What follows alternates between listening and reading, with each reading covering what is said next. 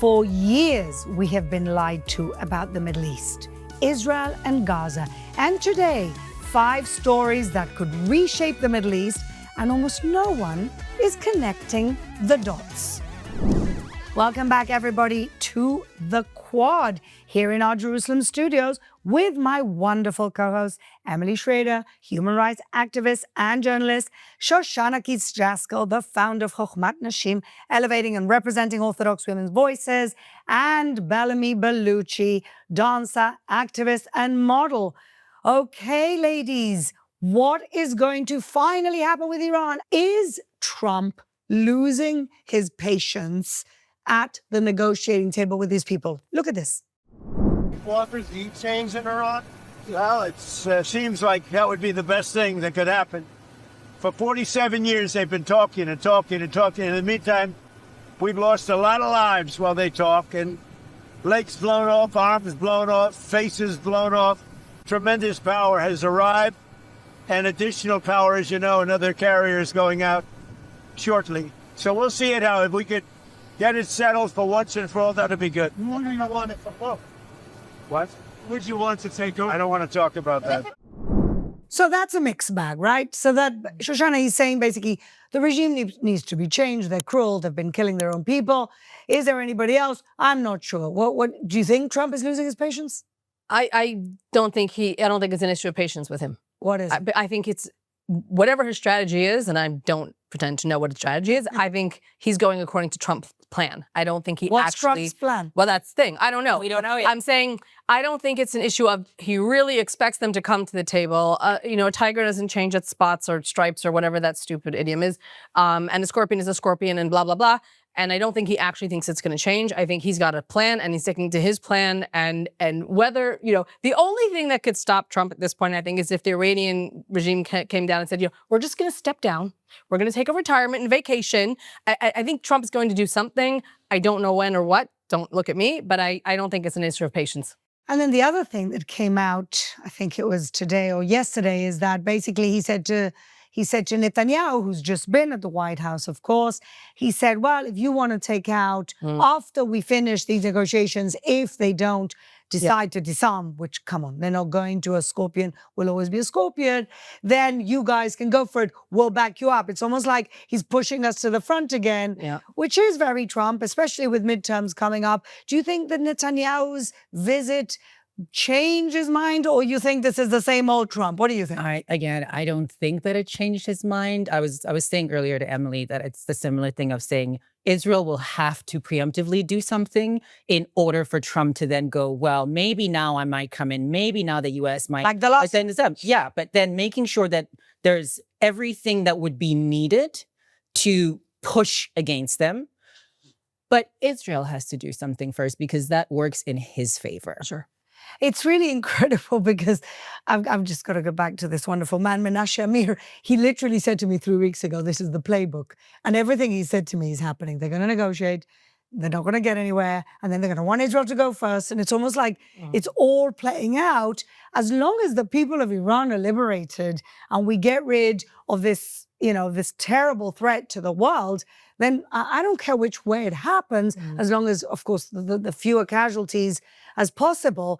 But it just, I kept reading things this weekend in the newspaper that made me a little bit worried. Things like, well, as long as we weaken them enough, that then we have the freedom to be able to kind of keep degrading them, then that's good enough for us.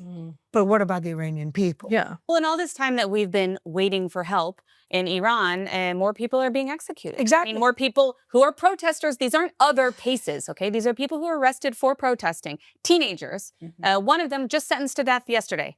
And they're executing them. And they're executing them. 100%. Which is what Trump said.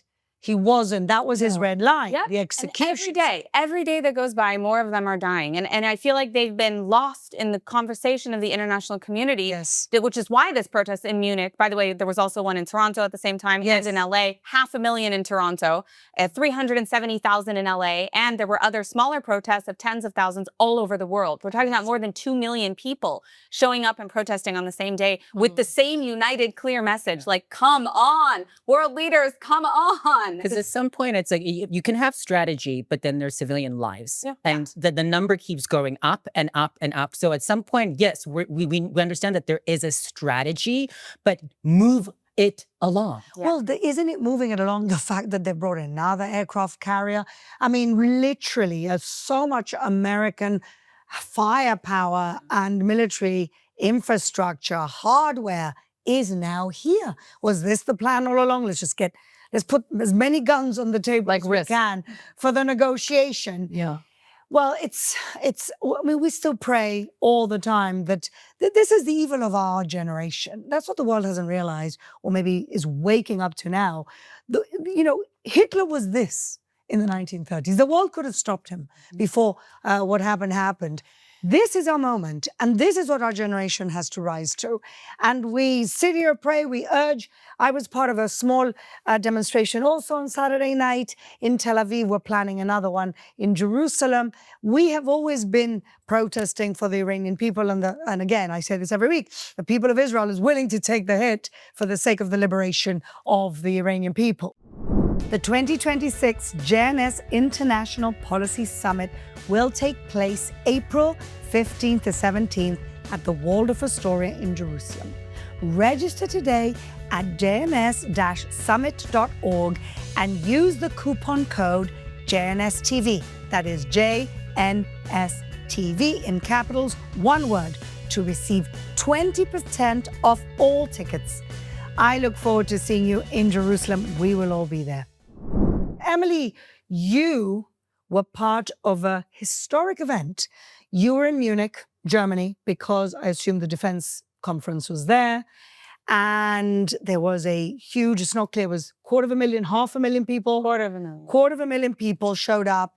And Reza Pahlavi, the crown prince, addressed. And you and Yosef Haddad were the only two Israelis there also addressing the audience, which we're so proud about, Emily. But the debate has been, and I think it's a debate within the White House as well, do we change the regime when there's no real replacement, when we don't trust the replacement? I mean, shouldn't that Munich rally have been really the answer that everybody's looking for? You have all these people in the diaspora. You have the people within Iran saying Reza Pahlavi, shouting his name, and still people are not convinced that there's a replacement. And my other question is, I thought that Reza Pahlavi did such a great job amongst hostile journalists, especially that hater, Christiana Manpour. He really put her in a place. So just give us a little bit of your take on what happened in Munich where you were at. Yeah, well, I mean, Munich was amazing, first of all, to be around so many people who support Israel. Just that alone was very impressive to me. It's the first time that I felt safe walking around with an Israeli flag on my back in Europe for as long as I can remember. Wow. Because everywhere in the city you see Iranians. And the strange part is that, like, as you're walking, instead of like anticipating people being hostile, potential attacks, people cursing at you, we're walking by, all of these people from the Middle East who are walking by me and with Iranian accents, with Persian accents are saying, Am Yisrael, hi, we love Israel, we love Israel. I mean, I've never seen anything There was no pro-Pali, pro-Hamas backlash there? There were a few individuals, but there's actually footage online now of the police arresting them. Like 3 or 4 people showed up and, 3 or 4 arrests. But the funny part about our protest is that 250 people, 0 arrests, 0 incidents, 1,000, yes, 0 incidents. And you saw people walking around picking up trash after the cleanup, handing out flowers to the policemen who spent their Valentine's Day keeping us safe at this protest. It was really incredible scenes. But what you said about Reza Pahlavi, I think, is really important. And I just want to touch on it because I think a lot of people in the United States and in the Western world don't really understand what he is to the Iranian people. And what they're calling for isn't necessarily for him to be king. They're calling for him to be the transitional leader. And this is something widely accepted by the Iranian community, from left to right. They are uniting behind him. And we see a bias by design, a lot of it from the Islamic Republic itself, of course, campaigning against him in the international community, especially from people like Christiana Amanpour and others in the establishment media that have really had a campaign against this man who genuinely wants to see a better future for the people. Well, also, he's somebody who says it himself. I'm not I'm only the bridge. He Right. says it. He's not somebody, and when you look at him, he's not somebody who looks like he's power hungry and wants to be the next dictator. He's somebody who wants to really redeem his people. And I think this has been consistent for years. Yeah, yeah. He hasn't changed his position. Yeah. He's always said this his whole life. And I think that the world needs to listen to him, especially world leaders, and throw their weight behind him for this transition to help guide Iran into a better future. And who were the people there, Emily? Was it all Iranians in the diaspora? Was it a mix of people? Who was there? I know people flew. You guys flew, but I know also the British Persians flew in. Yeah. Who was there? A lot of Iranians from all over Europe. There were people who flew in from a few other places. I would say it was 90% or 95% even Iranians, but we also saw a lot of other allies showing up. Not as many from the Jewish community. It's not that big in Munich comparatively, and also it was on Shabbat. Yes. But we did see people from, South Korea coming to show support. We saw people coming from Denmark. We saw people coming from all different communities, and also Ukraine. There were quite a few Ukrainians who came to support the Iranians because they understand, like we do here in Israel. It's just really amazing that the safest you felt in Europe in a while has been in an Iranian protest. And Munich. And in Munich. Exactly. I just wanted to add one more thing that I saw only last night after the protest, and that is that I saw a lot of responses from people inside of Iran. People who were sending voice notes to family members in tears because they were so grateful that the international community, or that the diaspora at least, is standing up, uniting behind one person, uniting behind one demand, and being their voice, which they are physically unable to do right now inside of Iran. And despite that, we saw all night long chants across Tehran and other cities of death to the dictator, and calling for the return of Reza Pahlavi from inside of Iran. Yes. So it's very clear what the demand is here. And the mainstream media doesn't disappoint. I'm being sarcastic. Disappoints every time. They gave a softball interview to the foreign minister of the Islamic Republic, and of course, a hard interview to Reza Pahlavi. You can't make this up. One day, I really, really hope that there's a reckoning on how they were part of this suppression of people. Not just BBC, CNN, all these major networks. Unbelievable. And he said, I think Reza Pahlavi, when he was in this press conference, he said, well, what can you expect a question like that from the BBC? So good for him, and good for all of those brave people in Iran. And now let's turn our attention to more lies that are being exposed, that were covered up by the mainstream media, because that seems to be the theme here every single week. And that is the fact that this week, Doctors Without Borders, yes, that unbiased organization, has now finally admitted that Hamas are doing terrorist activities in their hospitals. Because we told you, because we had evidence, because they killed a young Israeli woman in that hospital on the October 7th, October 8th. But kidnapped. They kidnapped and they killed her. I mean, we already knew this because we were told by one captured terrorist back in 24. Look at this. وحصلوا تعرفوا حكم مخطوف كانت في مستشفى ناصر وقت الحرب. حسب ما قال سالم بيجوز يعني 10 قال لي يمكن تقريبا. دشك من سالم، اللي فهمته واللي انت بتعرفه. بس انا اللي بعرفه من سالم عن المخطوفين، لانه سالم بقى يحرسهم. بقى سالم صاحبك من حماس، هو مسؤول مجموعتك. لا هو صاحبك من حماس كمان بيشتغل حماس. وهو حكى لك انه في تقريبا 10 مخطوفين في. فهمني كمان مرة كيف حماس بيستعملوا المستشفى، انه حكيت انه هم موجودين بالاقسام، صح؟ الاقسام هاي بيستعملوها كمان لنازحين ولا ناس ثانيين. وقت ما حماس موجودين هنا وبناتهم مين؟ هم واخدين الطرف هيك 3 غرف لهم لحماس. يعني بقلب المستشفى. But one second, it's a bumper week because Oxfam, bumper week for humanitarian aid organizations that were working with terrorists, because Oxfam has also come out this week admitting disproportionate focus on Gaza.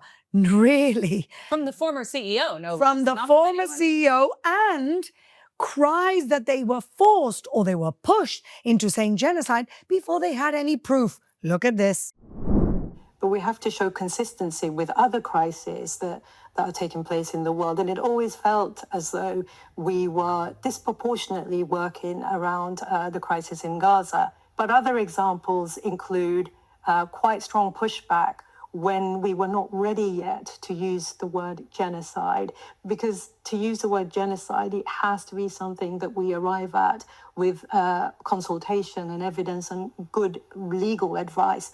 And to try and use that term before we're ready as an organization feels quite risky to me. What did that make you conclude about the organization? That essentially it was very hard to hold on to neutrality and impartiality. And I say that as a Muslim woman. So that was very hard to navigate. Well, you know what? Kola kavod, as we say in Hebrew, well done for a Muslim woman to come out and say, we were pushed into saying genocide before we had any proof, and there was a disproportionate focus on it. Yeah. I mean, I'm exhausted. No, I'd love to clutch my pearls and act surprised, but oh please, you must be kidding me. And what is it? Is it fundraising season? Is it because of that? Yes. That they're worried about their galas? They're worried about their fiduciary responsibilities from their board members who are going to go, oh wait, we're losing a little bit of money. We're losing a little bit of focus on what's been our whole thing for years, over and over again. Genocide, Gaza, from the river to the same chants that have literally been advertised, rolled out there, and have antennas around the whole world. Oh wait. Mm-hmm. So what does Sam? It was a cash cow for them. Yeah, well, that's what I'm cynical about. Why now? Why now? When they kept the lie so consistently. I do think that there are a lot of people who are decent people. Okay. And I think when something is sweeping you by and you see this and everything, there is a sense of getting swept up in something. There is. And also when you have, it's very hard to be that one person calling out, guys, maybe this isn't right. Like maybe we have to think a little bit. It's very hard to be that person. In the middle of the drama. Yes, very, very difficult. Some of them did that and they got absolutely smeared. Yeah. Along with, they were called Zionists, they're called traitors, they're called all this crazy stuff, as if Zionism is a bad thing. But they were doxxed, they were threatened. Like anybody who spoke out against this mob, this jihadist mob, whether they realize that's what they're advocating or not. Also, would she have even gotten an interview a year and a half ago? Like, think about it. Even if she did. She left, I think. But I'm saying, would this person who's now saying what she's saying, would they have even put her on the television? I don't think they would have, because we're just talking about the media and what the media is already very, very biased. So it may be a combination of timing. It may be a combination of the tide is a little bit pushed back, and no one would have platformed them before because everyone was on the genocide narrative. But the truth of the matter is that they literally thought that, especially after October 7th, that they had cut the Achilles heel off of Israel. So the way that they thought that this was going to turn out is not how it turned out for them. So what they've been preaching out to the world saying, they won, Hamas won. Not really, because the truth keeps rolling out and Israel is not as weak as they thought it would come out of this war.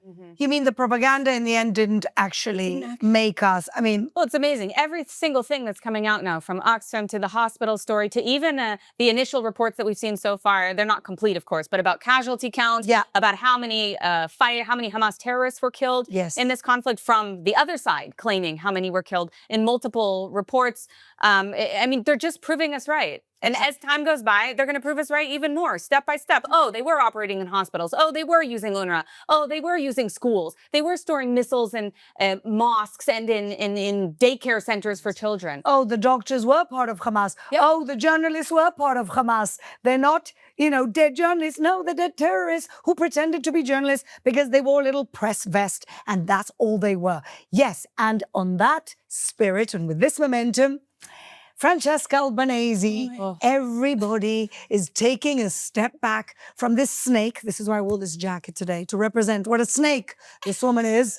But basically, is everybody abandoning the Francesca Albanese ship right now? That's certainly how it seems. We see many EU leaders calling for her to be removed from the UN. Why hasn't she been already? Exactly. She should have been when it was discovered by UN Watch that she was allegedly taking, money from certain Muslim Brotherhood groups a few years ago. Do you remember that one? Of course. That's when she should have been kicked out. She also just had this interview where she spoke about how what Hamas did on October 7th, they did indeed kill civilians. At least she admitted that. But it was because they were occupiers. They were occupiers, yes. But the motives were not anti-Semitic. because the attack was against Israel, and Israelis, unfortunately, Israeli civilians, unfortunately, regrettably, but because they are occupiers. So it's somehow justified. Yes. And as an international lawyer, even though she's not actually a lawyer, she should know. Yes. And I don't, unlike other people, I don't believe that Francesca doesn't know this, but you are never permitted under international law to use violence against civilians, including occupiers, okay? Yes. It's not permissible. Yes. Never mind the fact that the Gaza border communities are in sovereign Israel. This is not disputed. They are not settlements. So to even insinuate that that's somehow legitimate or justifiable is outrageous. And she knows that. And the Bibas babies, and the Bibas babies are occupiers, and the women deserve to be raped. Shame on this disgusting woman. Honestly, we don't want to give her more attention, but she's been the scumbag of the week a million times. But are people now waking up? I really do hope that they are waking up. What I've been doing is watching videos of her speaking about rape. And the rape that happened from October 7th, what happened to the women. And at the beginning it was like, no, there's no such thing. And you watch her interview after interview swivel around, never actually saying yes or no. We know exactly what she's been saying since the beginning. But now all of a sudden she actually has to be held accountable because more and more information that comes out. And when the hostages actually speak about what happened to them, you cannot deny it. It wasn't written. It wasn't scripted, unlike their jihadi casting couches that you all deal with, and now you're being able to wake up to it.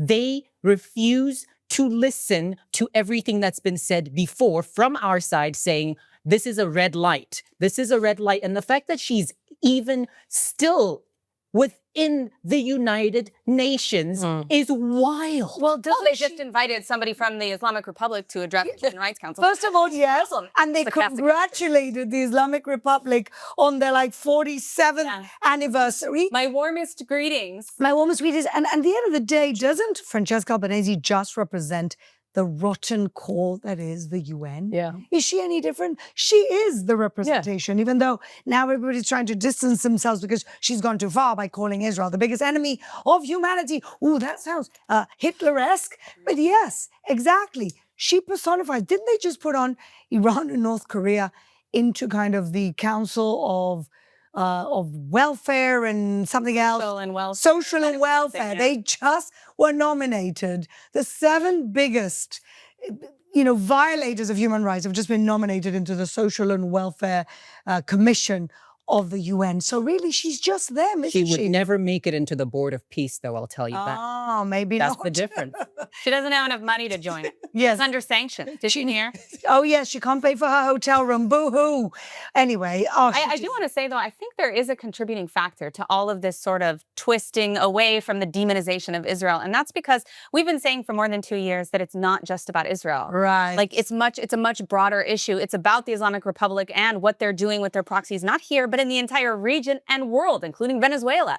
Since that happened with Venezuela, and since the very unfortunate and tragic events inside of Iran, we have seen people, especially Europe, sort of shift away and realize, oh, maybe the Jews were right. Maybe they are using hospitals because we saw the same things in Iran. Maybe they are using unmarked ambulances for terrorists because we saw the same thing in Iran. It's the exact same place. Maybe the jihadi ideology that is raping 100,000 women in Britain, maybe they have a point. And those people that are actually speaking out are now being called Zionists. Welcome. Zios. Almost the whole world is Zionist. That's the right word going.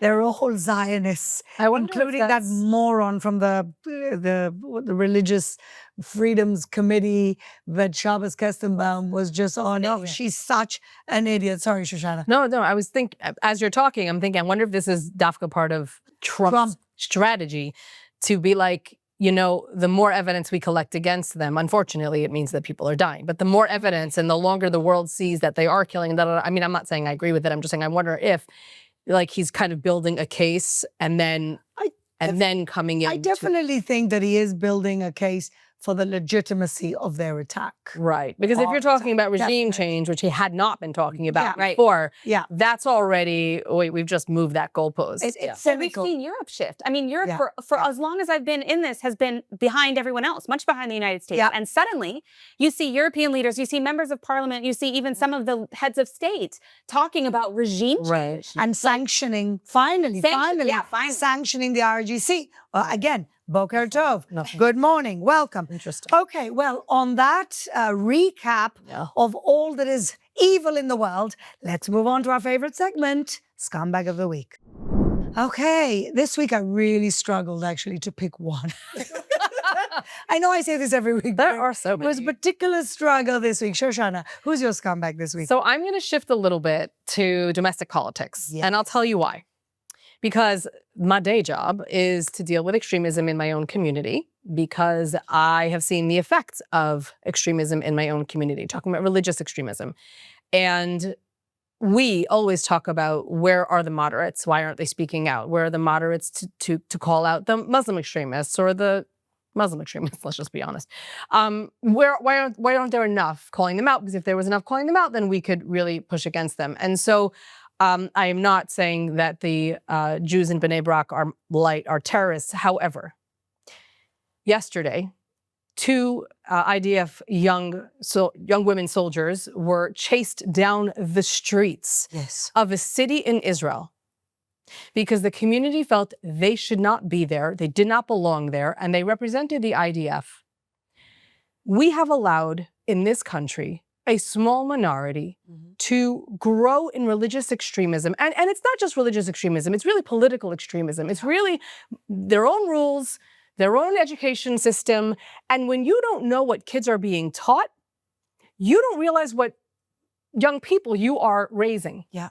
And I, as someone who lived in Beit Shemesh for 18 years, as someone who saw what religious extremism does, because it always starts with the most vulnerable. And it always starts with the women and children, and the women are put in the back of the bus, and the women are told you don't run for office. And often, I'm not saying that they are the Taliban, but I can't say that they're so far when women are allowed to hold office and women are told that they should be in a certain place. And so we cannot act surprised when we allow a separate education system, when we allow rules they don't serve in the IDF.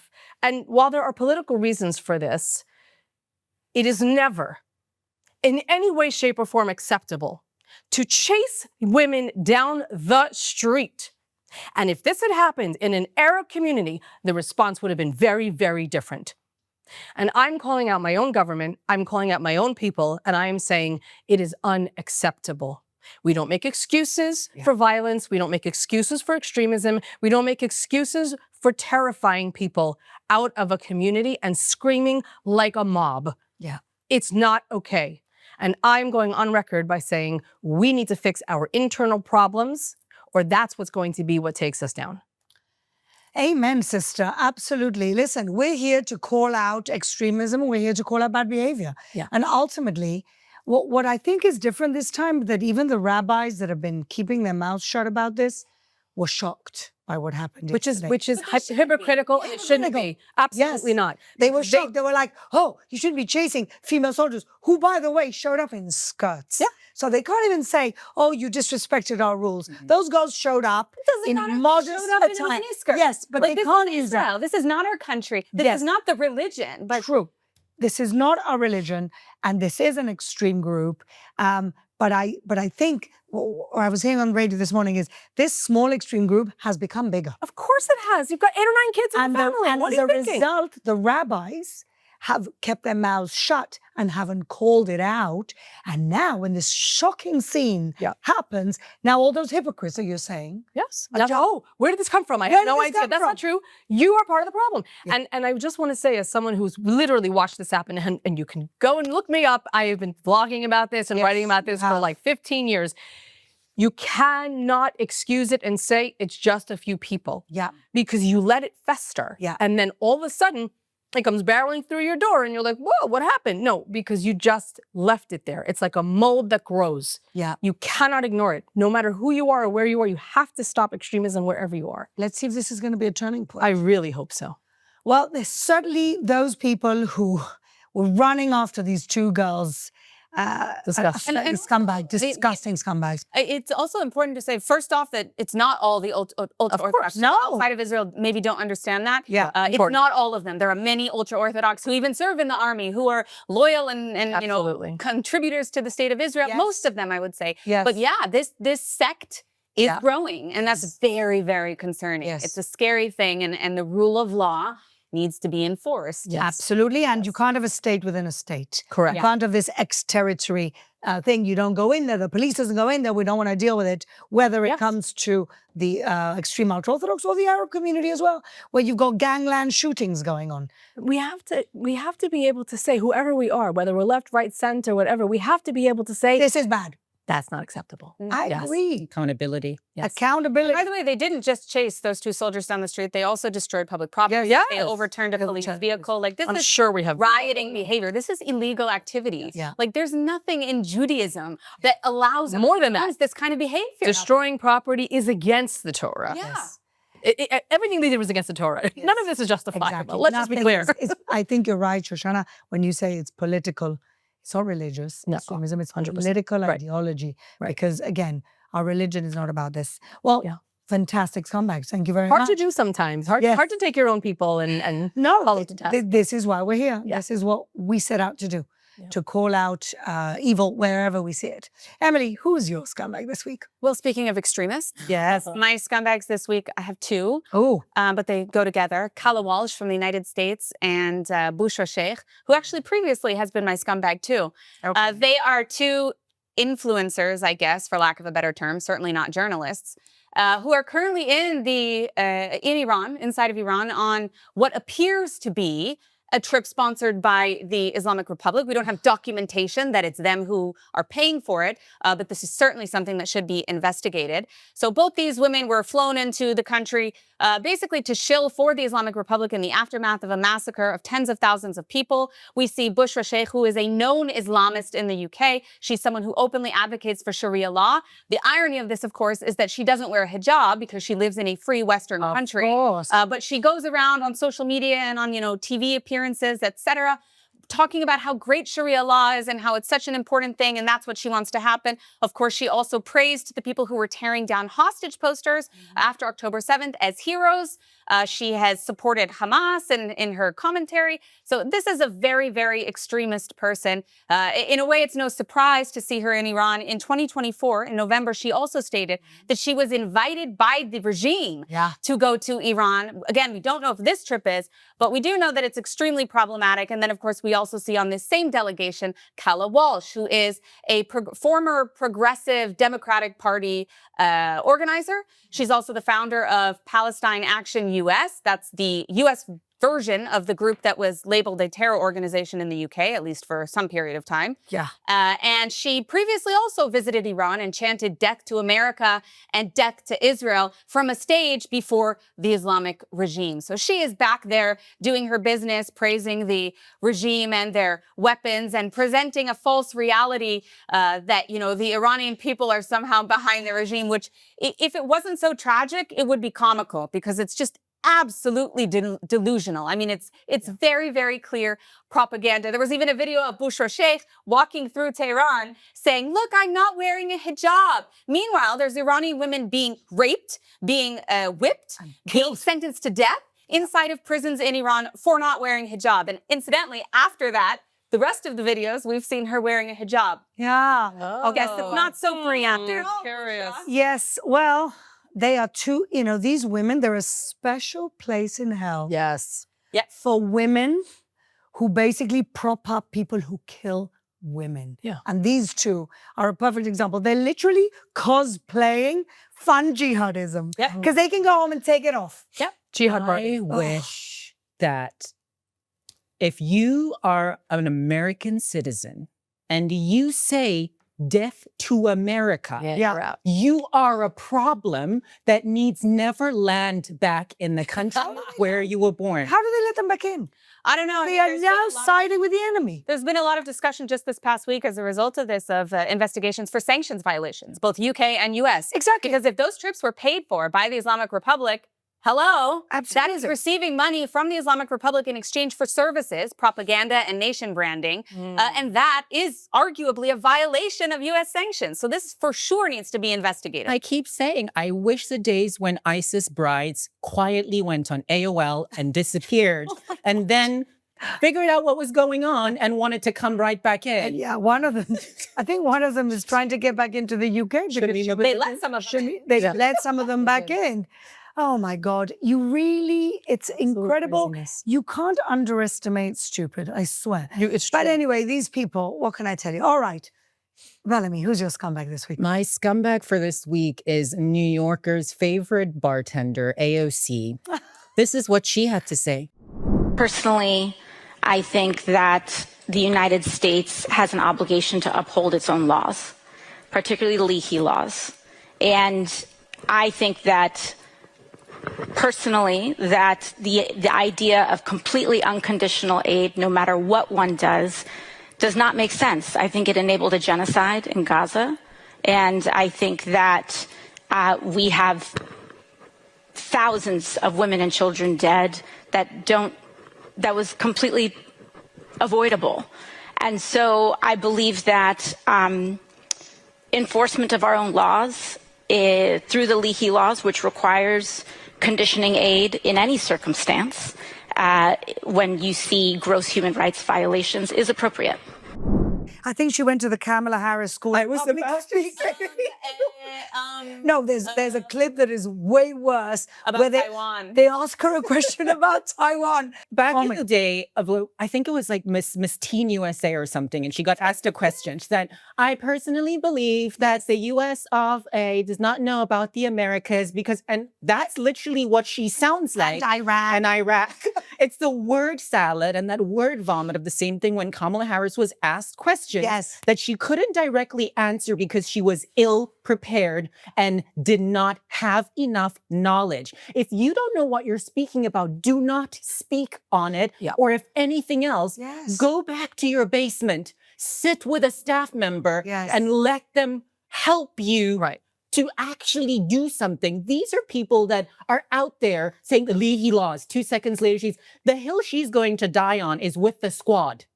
That is the hill that you've chosen. So of course you're having to stick to it, but somebody didn't give you the talking points about what's actually going to happen. This was a question that came from an Israeli journalist, if I'm being correct. This came from but even worse, how do you answer because of everything else that you have said against Israel? How do you answer in a moment like that? Because why are you even there? Why is she even there when she does know nothing about international affairs? She knows nothing about geopolitics. She even has admitted that she doesn't know much about it. And you're there like Kamala Harris acting dumb. And then you think to yourself, people voted for this stupid woman. I mean, they voted for Mamdani. True. But Mamdani, I'll give him, he's got rhetorical ability. He does. Yeah, he says what the people want to hear. He says what people want to hear, and he was running against Cuomo. Yeah. But I'm with you, but at least he answers a question. Even if he deflects and this woman, I mean, well, his mother came from Hollywood. There's a video of him code switching between languages and accents in South Africa and saying that they trained their actors and actresses very well to know how to do that. Hi, Takia, you're welcome. Yes. Oh, well, that is an excellent, she's always been a fantastic scumbag, but thank you for bringing her back to us, Bellamy. That was a wonderful contribution. Now, my scumbag this week is Spike Lee. Because last night, Deni Avdija, who is an Israeli basketball player, who has now been named for the first time in Israel's history, top 5 NBA All-Stars, right? Last night. Huge achievement for Israel, huge achievement for him and his dedication to the sport and what he's managed to achieve. But of course, you always have the people who come to throw a bucket of cold water on any celebration. And this one yesterday was Spike Lee, who showed up looking like he was wearing a Palestine Purim costume. You can see him right here in his garb to an NBA game that has nothing to do with politics, nothing to do with anything. And of course, because an Israeli player has now been selected as a top NBA All-Star, he had to show up to ruin the party, looking like a Free Palestine clown. Here he is. And for that reason, I mean, he's always been very anti-Israel. He represents a very terrible trend in the kind of Black empowerment community to be anti-Jewish, even though we have a wonderful history of Jews and the Black community in America standing together, fighting racism and fighting anti-Semitism. But he's one of those. And unfortunately, he showed up in full garb last night to put a damper on the celebration, but he didn't manage because the whole country is celebrating today the wonderful achievement of Denny. And so we're proud of you, Denny. And Spike Lee, you're a clown and a scumbag. Isn't it worse that isn't he part owner of the Knicks? Yeah, he's part owner of one of the teams. Which is even worse. At that point in time, that tells the story of exactly who you are. And I think as somebody that's part owner, if you're a CEO, if you're the fish rots from the head. So how is it? Are doors open for Jews and the Knicks? Well, is anybody that agrees with Israel having sovereignty and Israel being a sovereign state and being able to exist allowed to attend your gift? For me, it's weird. But obviously, everybody that already hates Israel is part of the clown team that he represents. I think that's the most disgusting thing when that's your brand. I just think it's pathetic that obviously he got this clothing made for him. Did you see? There was another one. What he was wearing? Pathetic, that's gonna show him. Like, you're a loser who's sitting in the audience and he's an NBA All-Star. So that's freeing Palestine with your little vest, with your little ribbons. But he wasn't the only one. There was another one as a Black pro player. I don't know if he's still playing, who sat there courtside. He's playing, you're not, wearing a T-shirt that said press. So to virtue signal for all the Gazan journalists that have been the journalists. That's another one that came out about the statistics about journalists. The more time that goes by, we see more of these journalists are, of course, not in fact journalists, like Israel said. Yes, exactly. That's been the theme of the week. Uncovering all the lies that we've been telling you for 2.5 years. Okay, so now as we move on to our cleansing of our souls with the heroes of the week. There's always many, many heroes, and we always love to highlight them. Bellamy, let's start with you. Who's your hero this week? My hero this week is Jerry Seinfeld and his son, who were leaving in New York after attending, I don't know if it was a performance or something, and they've got the baiters outside. Take a look. Can you sign one, please? You, Jerry Seinfeld, free Palestine! You support the genocide of babies in Gaza! Free Only Palestine! you! Free Palestine! You, Jerry Seinfeld! You support the genocide of Palestinian children! You rabid dog! Free Palestine! Free Palestine! So that made me happy. Even if it might be an older clip, but I discovered it this week, and that really just put a smile on my face. Specifically because at some point, there's so many people that are in doing hasbara and constantly explaining, constantly defending. Sometimes it's okay to just pull out middle finger. Yeah. And it's really okay. Yes. If that's what you want to believe. Because you're not going to argue with these people. Yeah. You're not going to argue with these people anymore. I can't take it anymore. It's exhausting. It's exhausting. It's like all these, as a Jews, I don't argue with them anymore. I just write, you're not a Jew. That's what I do. And that gets them really riled up. I just say, you're out. We've kicked you out. It's over. Who has the time to do this stuff? Who has the time to do this stuff? I can't figure it out. Loses. Honestly, people like Zoe Mandani were born with the silver spoon in their mouth. Yeah. Don't have to have real jobs until they're, 40 years old. You don't have to run for office. Do anything. Rappers. Yeah. It's stand on the street and scream. It's wacky to believe that people go out, record these things, and bait people so that they could have a 1-minute clip to get a paycheck at the end of the month from TikTok. Well, they just did that in the UK now with Matt Lucas, who's a very popular comedian. He happens to be Jewish. He hasn't come out or pro anything. He doesn't want to get involved. He's simply a comedian. He was chased down the London Underground, harassed. All of a sudden, regular British people are coming out in shock. Why are they harassing Matt Lucas to say Free Palestine? Same story. He was like, leave me alone, leave me alone, leave me alone. And all of a sudden, people in the UK are going, oh my God, it's really here. Really? Oh. Okay. Anyway, good for Jerry Seinfeld and good for Matt Lucas, who wasn't dragged into it. Emily, who's your hero this week? So my hero this week is Senator Lindsey Graham, who spoke at the Munich conference, also the Munich Security Conference, and also the Munich protest with the 250,000 Iranians. And boy, What a reception he received. Iranians have started calling him Uncle Lindsey Graham because it's cute, but it actually comes from a funnier thing because after Soleimani was assassinated, we saw, I don't remember who it was, one of the regime officials came out saying that it's okay because our uncle, Hassan Nasrallah, the former head He's still alive. Hezbollah, he's going to take revenge for us. So now they call Bibi, the Prime Minister of Israel, they call Bibi Uncle Bibi, and they've started calling Lindsey Graham Uncle Lindsey. So there was a huge reception for him. I mean, he has been absolutely fabulous on this issue. Complete moral consistency, which is something that we very rarely see from the political class across the world. And, you know, he's kind of an unexpected hero. I mean, here's a guy with a thick Southern accent from, you know, South Carolina. And he's like a hero of these Iranian people for standing up and for saying that, you know, we are going to act. We are going to do something. And he told that crowd of 250,000 people that the end is near and that the American people and the American government stand with you. And, you know, my only criticism on this issue is, like, make it happen already. But Lindsey Graham, you're the best. We love you. We're eternally grateful for everything that you've done for Iranians, also for the state of Israel. Absolutely. You've been a true friend. And I cannot thank you enough. Good hero. Support is beyond words. He's wonderful, and he has been also with us this whole war. Consistent. He's been so consistent, so morally clear. Look, these are the people who are on the right side of history.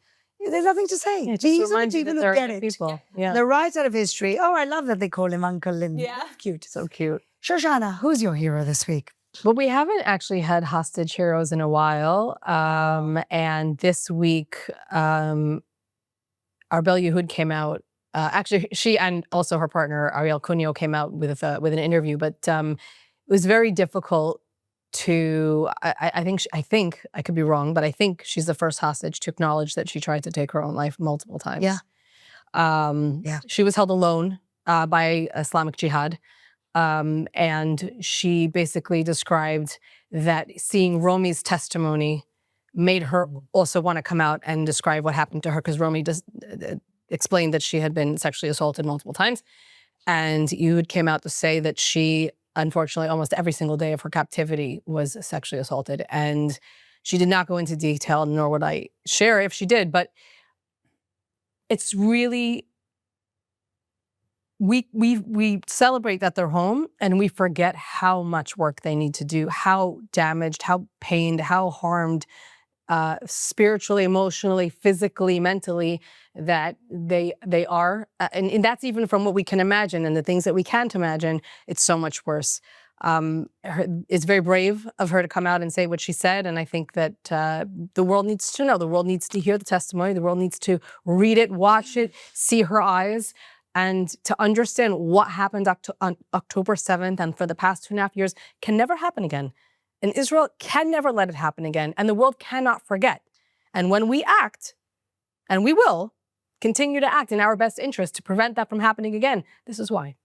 Well, you know, the thing that's so frustrating about that is that it is happening. It's not happening to us right now, but it's happening right now in Iran. And like, this is what happens. This is why we were like screaming from the rooftops about this issue. Sexual violence is a method of war. Like, this is something that no one should accept. It shouldn't even be on the table. And it's been happening there for 47, 48 years. And it's happening right now as we speak. And it's happening in Africa. That's correct. It happens in Sudan. It happens everywhere. Women used as a weapon of war. And these stories are important to tell. Yesterday I was in a mental health conference. I'm on a board of ICAR, which is a mental health and post-trauma advisory, a nonprofit. And actually I led a panel called Women at War. And this came up, and it was actually a very interesting debate, that is it doing us more harm than good to hear these testimonies? No, it needs to be heard. The world needs that was a debate. Happening. Interesting. It was a debate. Is it re-traumatizing us by hearing it? But I think that maybe it is, but it needs to be heard. Right. That's the bottom line. This week on X, I think I saw it, there was a woman, an African woman, who using a pillow, I don't know if you saw this, but using a pillow and a diagram and a needle and thread, explained what was done to her for female genital mutilation, which is a nice way of saying they destroyed her vagina. She showed she said, this is what happens to me. This is what happens to other women. This is, sometimes they do this, sometimes they do this. And I think 4 or 5 minutes of describing the different ways that women are mutilated every single day. every single day in various communities. And I believe it's legal in Britain. What? The FGM. Really? Yep. As a part of culture. Well, and we don't talk about it. And so my response to you is, I understand what you mean about, are we being re-traumatized? Or whomever said, maybe we shouldn't be traumatized. But the more we expose and talk about rape and sexual assault, as we can do more to eradicate it. I agree. I agree that in that balance, that's what has to prevail. Because when somebody sexually violates you, rapes you, there's something that also happens where people always ask, will they believe me?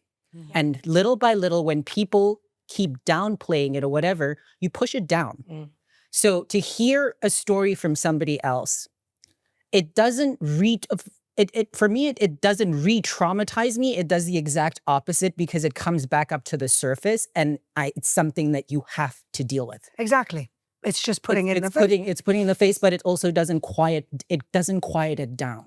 Yes, and I also think that these women need to tell that story for their own healing. Of course. They need to put it out there almost for their own healing, and that's probably why they decided a year later to talk about it. They've gone through their own process of healing. Right.